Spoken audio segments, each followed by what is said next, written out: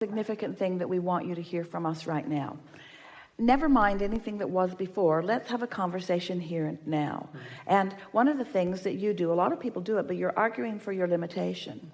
And the reason that you are, and this is something that we really want you to hear, and you're ready to hear it, the reason that you are arguing for your limitation, and it's such a good reason. If there was ever a good reason to argue for your limitation, this is the good reason to argue for your limitation. You're not where you want to be. And there's a part of you that knows that you ought to be able to be wherever you want to be. So when you're not where you want to be, we get it that you want to explain to somebody. You want it to be someone's fault. You're trying to make it your own fault. You're beating up on yourself about not being where you want to be. All right, that's the bigger problem. I'm beating up on myself for not being where I want to be. But we want to say to you, you are all eternally always going to be in a place that's a little less than where you really want to be. Because your life keeps unfolding. You keep getting new ideas almost as fast as you can feel your way into the others. The manifestation is later in coming. And so what we want you to acknowledge is that while the manifestation of things you can't change instantly, the way you feel about things is something that you can do something about. Had you been here yesterday, you would be more up to speed with what's going on here right now. And yet the power of your desire, we've got to be crazy ghosts to put somebody in the chair that doesn't have the background of what happened yesterday. Yesterday would have prepared you to fully receive this, but it's okay, you're still in the chair. Don't you think that's rather amazing? Don't you think that speaks to the power of your desire? That's big. So my desire apparently is important. My desire apparently has power and influence. The fact that I want something means that universal forces are working for me. Abraham can feel that I'm not really in the receptive mode, and yet is giving it everything that is universally possible in order to bring me into clarity. I must matter a lot. There's a whole lot of non-physical energy focused in order to assist me and to get into where I want to be. I should give myself a little credit. I should give myself a break. I should start feeling some appreciation about the things that are working. Maybe I want to make a list or two about things that are working. You see how we're sort of whittling it down? It doesn't feel as bleak, does it? Now, it's been easier for us to see these things as we behold you, not just in your manifestation, but as we view you in your vibrational relationship between where you are and where you want to be. We know that the adjustment is so much more slight than you do. But the reason that you and a lot of other humans don't see the adjustment as slight is because you're looking only at manifestations and noticing the manifestations that haven't happened. So you're not recognizing the progress that has been along the way.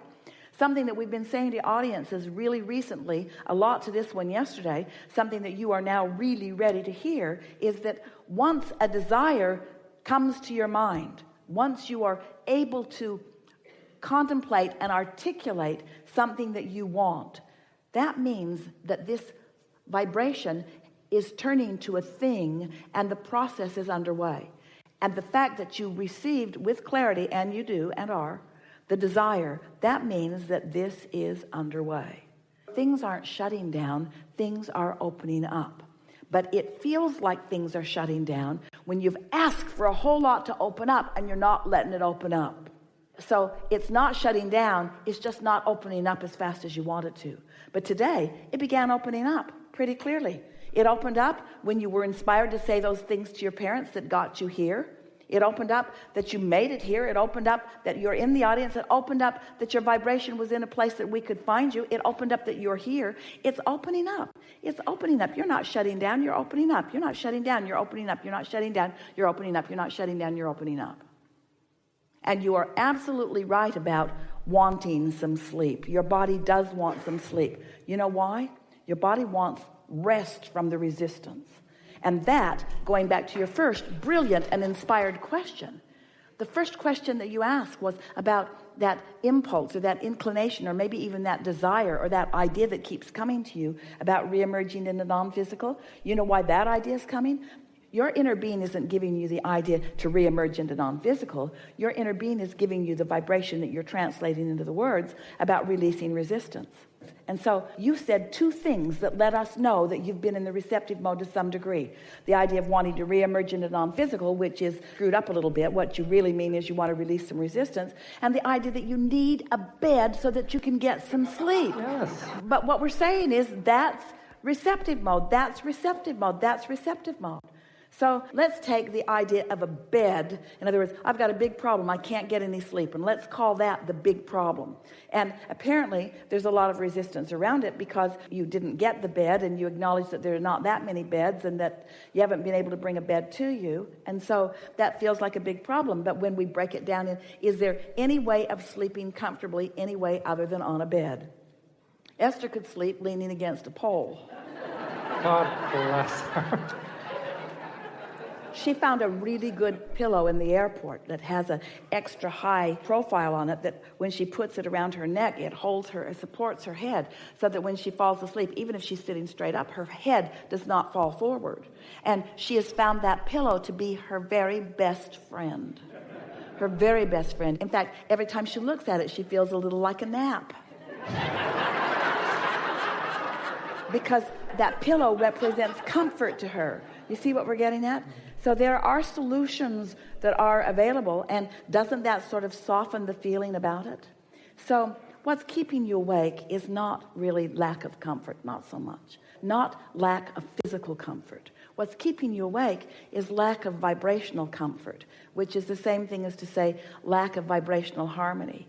Have you ever been, we're asking all of you because we want you to support our friend in your experience. Have you ever been really tired, only had a few hours to sleep, something important that you had to get up for, Abraham seminar, and you couldn't go to sleep?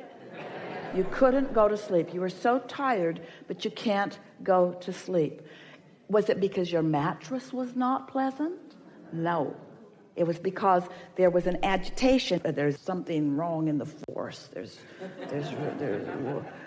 yeah. You see what we're getting at? Can you feel it? Yeah. So you're looking for relief. You're just looking for relief. So now we've talked about this in a lot of ways. How can you find relief? What do you feel relief about? What is working? Find some relief. You've got to find a thought that gives you some relief. Because this is what's really funny about this. And we don't mean funny as in mocking you. We mean really interesting, ironic kind of funny. Is that we've been saying to audiences for a long time, if you can't find a thought that softens the resistance, then take a nap. And when we say that to you, you say, Tell me now.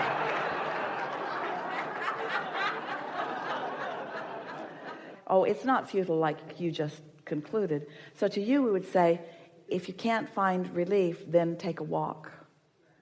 And then you say, well, my body's breaking down. No, it isn't. You can take a walk. If we say, if you can't find relief, then eat an ice cream. Now, what's your response to that?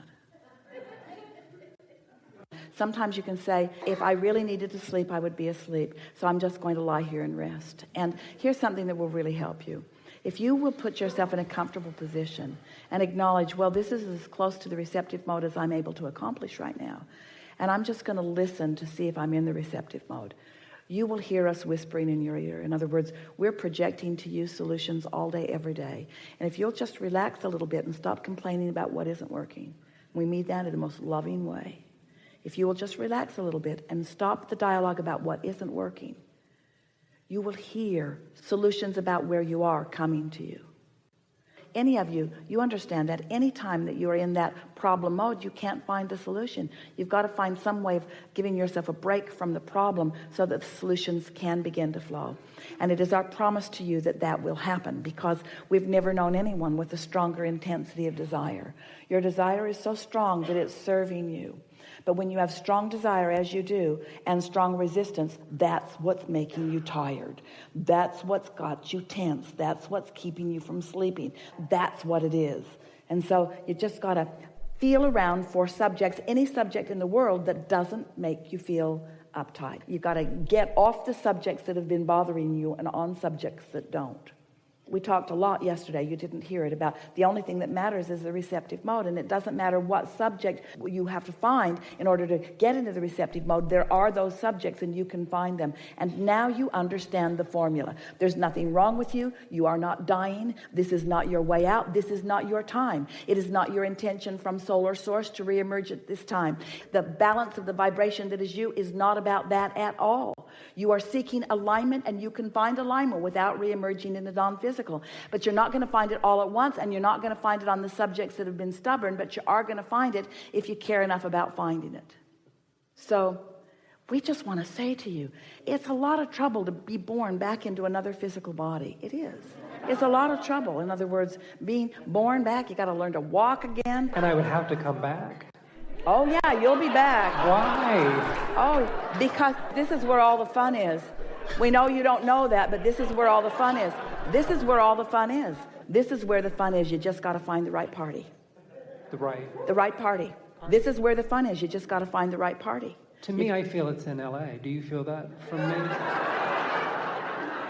It's just understand I'm talking about a little, and I know an island it's all sounds over the wonderful. Place. It's all over the place. Stop it. It's all over the place. It's not only there, but you can't find it quite yet. You're asking yourself to find something. We gave a really good analogy yesterday, maybe a little bit of it today, but hear this. This is the analogy that will best suit you of everything that we could say to you.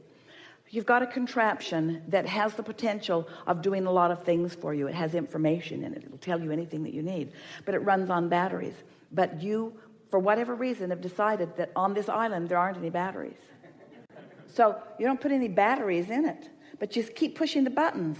And it's so irritating that it's supposed to work, but it doesn't work. It doesn't work because it hasn't been empowered yet. It doesn't have the current flowing to it, and so it can't. And that's what's happening with you some of the time, enough of the time that you don't feel good. You got to get into the receptive mode.